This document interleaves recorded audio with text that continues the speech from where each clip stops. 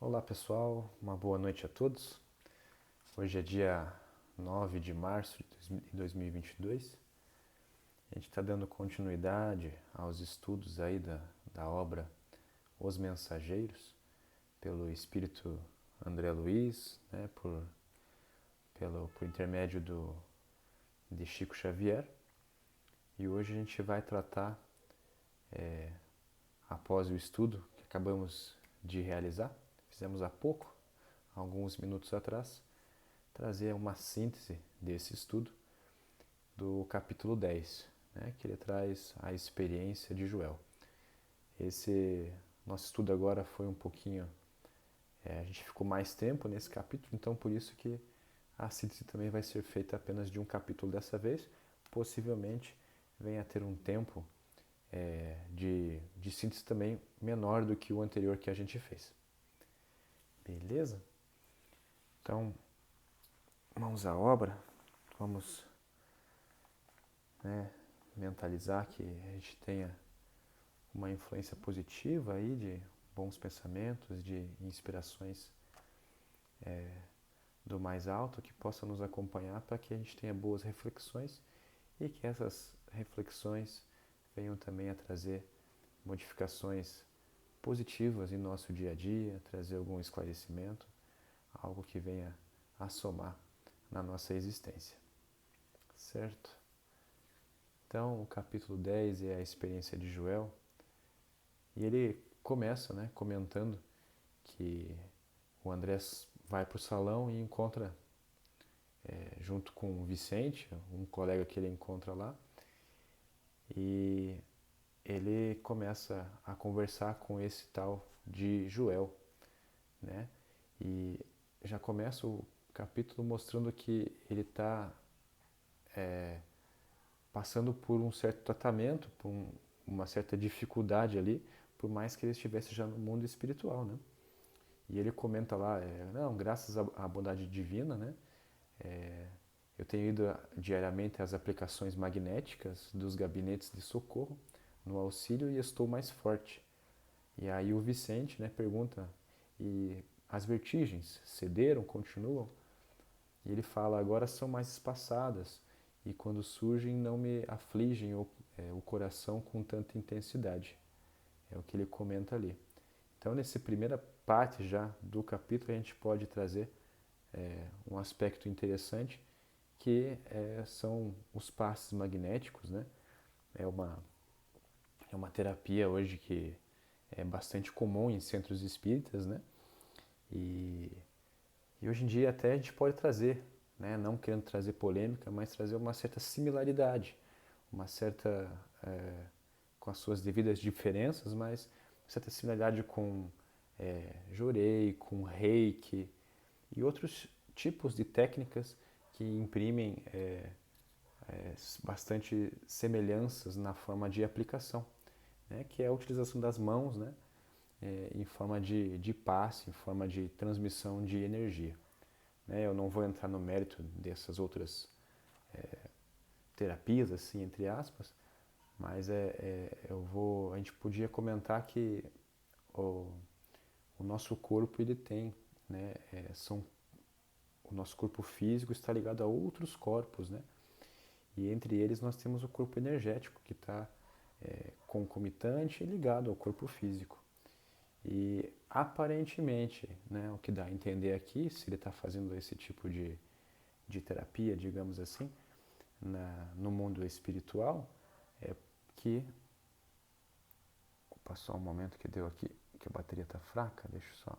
Ah, beleza. Então, se dá a entender que ele faz isso, né, dá a entender que se ele faz esse tipo de terapia no mundo espiritual, é sinal que não serve só para o corpo físico, né? Dá a entender que também serve para outros corpos que a gente leva com a gente para o mundo espiritual. E então, essa primeira parte que dá para a gente colocar, né, que é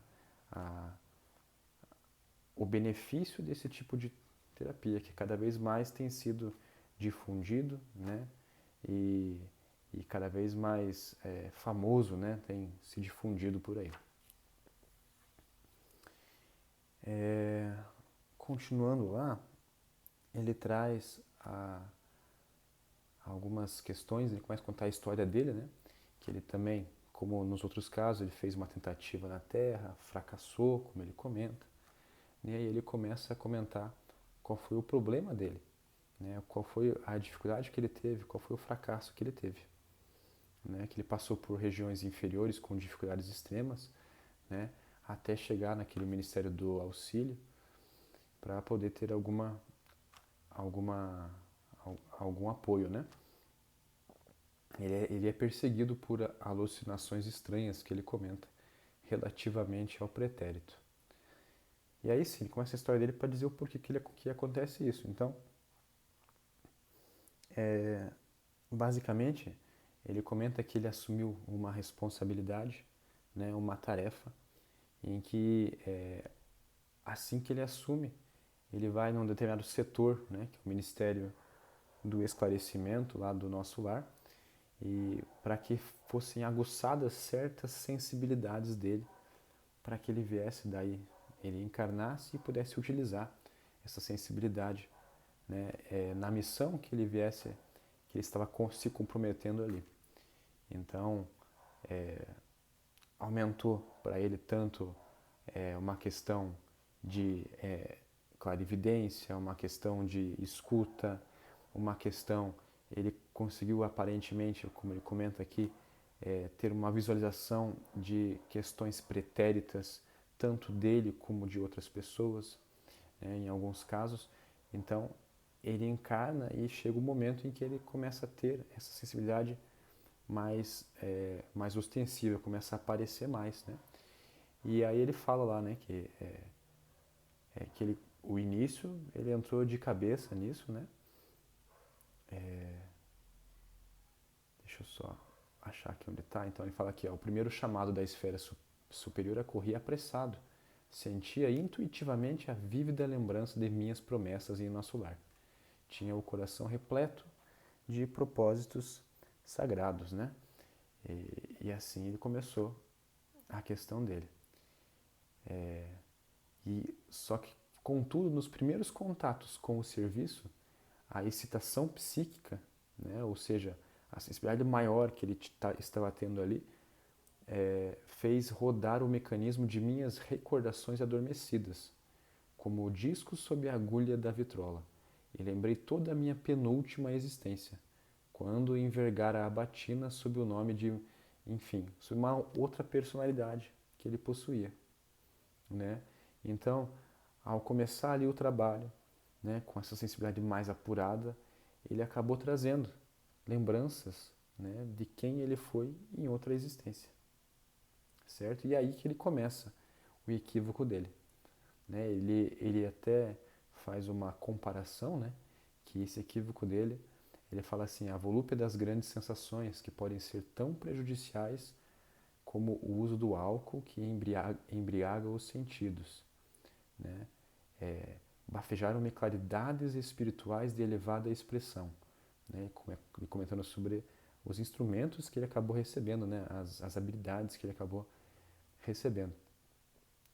Desenvolveu-se minha clarividência, mas ele não estava satisfeito, né, com aquilo que ele tinha. Ele começou a usar essas ferramentas que ele recebeu, né, em torno de si próprio. Né? O que ele começou a fazer? Como é? Queria rever os meus companheiros visíveis e invisíveis no setor das velhas lutas religiosas. E impunha a mim mesmo a obrigação de localizar cada um deles no tempo, fazendo questão de reconstituir-lhes as fichas biográficas, sem cuidar do verdadeiro aproveitamento no campo do trabalho construtivo. Né? Então ele continua, ele fala também depois ali, despendia um tempo enorme dentro do qual fugia aos companheiros que me viam pedir atividades a bem do próximo. Porque ele estava fazendo o quê? Ele estava fazendo pesquisas referentes à Espanha do meu tempo. Então, o que acontece? Ele ficou fascinado, na verdade, por quem? Por ele mesmo. Pela história que ele, de si próprio e das pessoas que conviveram com ele na época. Ele se fechou, né, na vaidade que o consumiu. no egoísmo que ele se consumiu. Ele começou a usar todas as ferramentas que ele tinha recebido para ele próprio, para voltar para ele próprio, né? E aí a gente pode, né, comentar lá, puxa, né, que complicado isso, né? Mas não teve, será, nenhum chamamento, nenhum alerta? Teve, né? Ele continua lá. Não faltaram generosas advertências.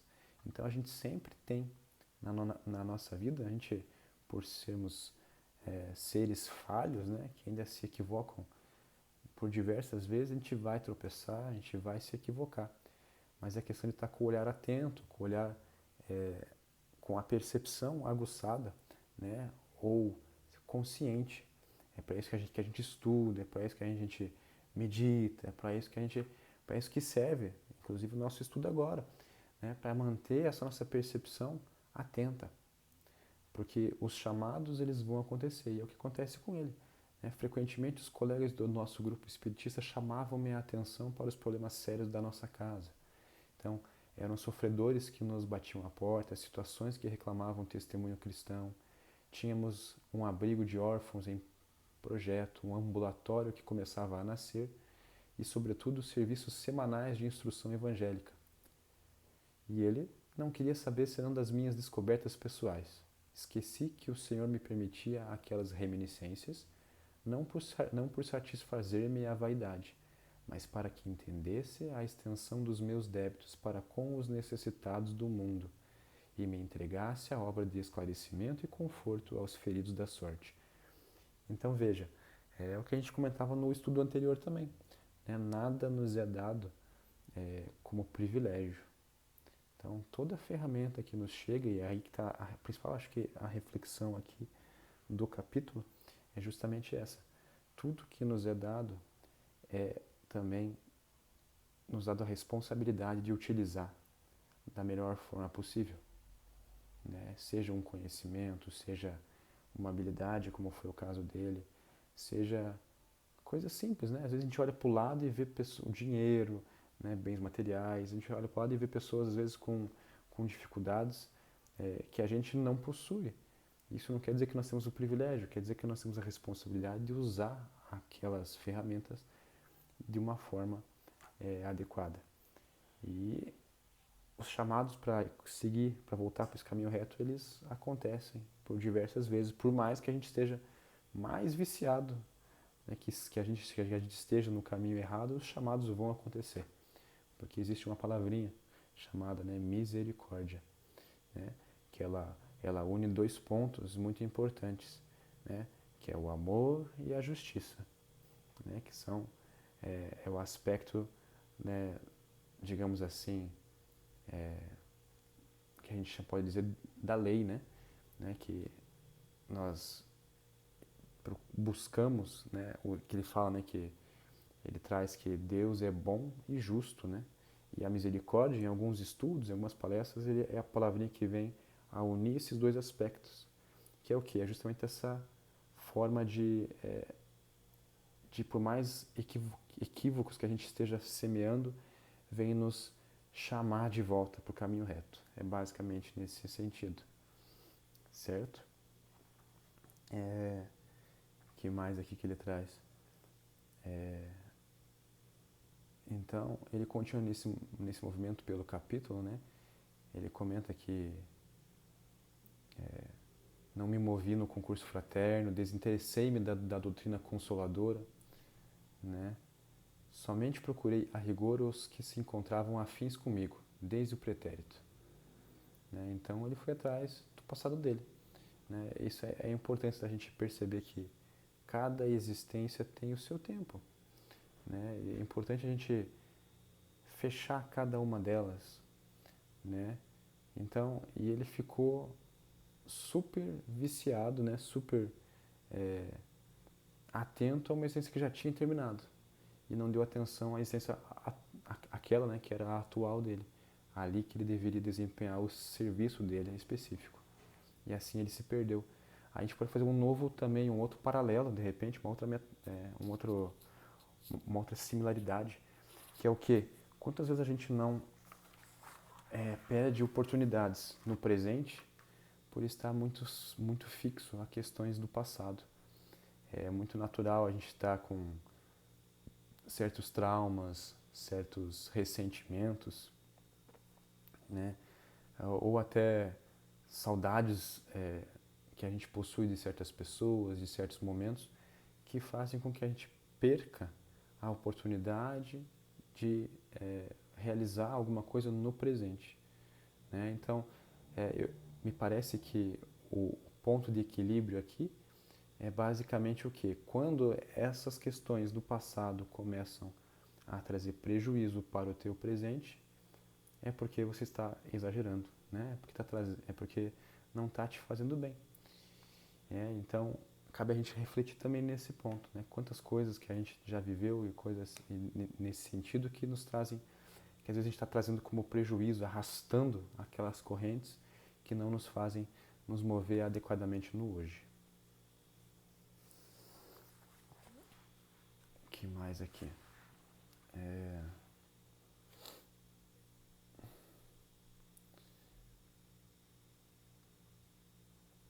E desse modo, meu amigo, passei a existência de surpresa em surpresa. Assim ele viveu a vida dele inteira, de sensação em sensação. Então ele ficava muito, talvez, como a gente falou, né, fascinado com as descobertas que ele ia tendo, com os encontros que ele ia tendo do passado, e ficava realmente num vício, né, numa bola de neve ali, né, que ele foi fazendo sempre nesse mesmo movimento. Eu que renascera recordando para edificar alguma coisa de útil, transformei a lembrança em viciação da personalidade, né, que foi o que a gente acabou de falar. Perdi a oportunidade bendita de redenção, e o pior é o estado de alucinação em que vivo.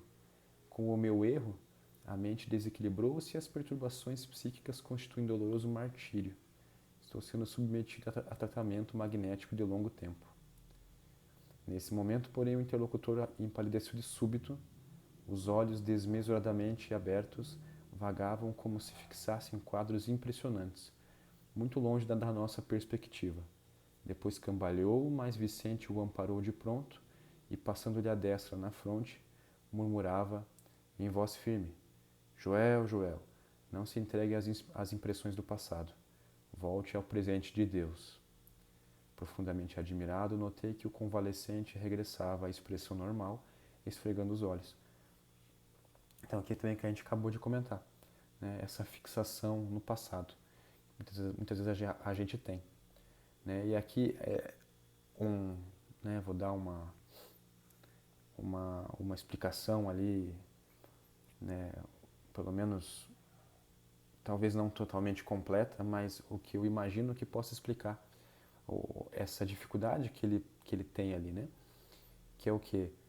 Cada existência que a gente tem, cada encarnação que a gente vem, a gente constrói um ego, constrói uma personalidade, né? Que é uma noção, nada mais é do que uma noção de identidade, né? O quem sou eu para essa existência. Me parece que o Joel, por mexer demais nessa existência passada dele, ele meio que desconstruiu essa noção de identidade, né? Ele tornou doente, digamos assim, essa noção de identidade dessa vida que ele deveria ter melhor executado, as tarefas que ele tinha. E ele levou esse aspecto, né, essa doença, digamos assim, ali também junto com a responsabilidade, com a culpa que ele pode ter trazido, levou para o mundo espiritual, trazendo essa desconstrução, esse comportamento um pouco desorientado ainda do seu presente. É como se alguém chegasse para ele e falasse assim: bom, já que você não usou com responsabilidade as tuas ferramentas, né? Você explorou de forma desnecessária e de forma errônea o teu passado, agora você vai continuar mergulhado nele por algum tempo, né? Mais ou menos talvez nesse sentido.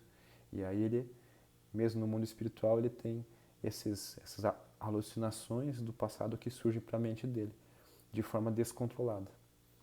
Então é o que me parece, assim, é que o ego dele, essa noção de identidade, ficou corrompida. Ele tem buscado esse tratamento para se para se curar, né? É... Uhum. Tem uma outra parte que também ali eu acabei não comentando, só para a gente finalizar o nosso estudo de hoje, né? Que quando ele fala lá, né, sobre que utilizou as qualidades espirituais, né? E, e que ele deveria dar o testemunho cristão, né? É só para a gente colocar na cabeça que esse testemunho cristão tem uma, um significado muito grande, né, do que é. Então a gente sabe que Cristo é o caminho, né? Ele fala, né, eu sou o caminho, a verdade e a vida, né? E o fato é que para dar esse testemunho cristão, que a princípio ele tinha sido preparado para fazer, né, ele não executou minimamente. Quando ele se voltou para si mesmo, né, para interesses pessoais, que é o que, né, corrompe os nossos objetivos, ele se perdeu. Beleza? Acredito que seja isso no capítulo 10. No próximo a gente traz alguma coisa sobre o capítulo 11. Espero que tenha sido útil de alguma forma, né? Qualquer coisa, se teve algum equívoco, alguma coisa que não ficou bem clara, coloque nos comentários ou me mande alguma mensagem sem problema nenhum. E até a próxima.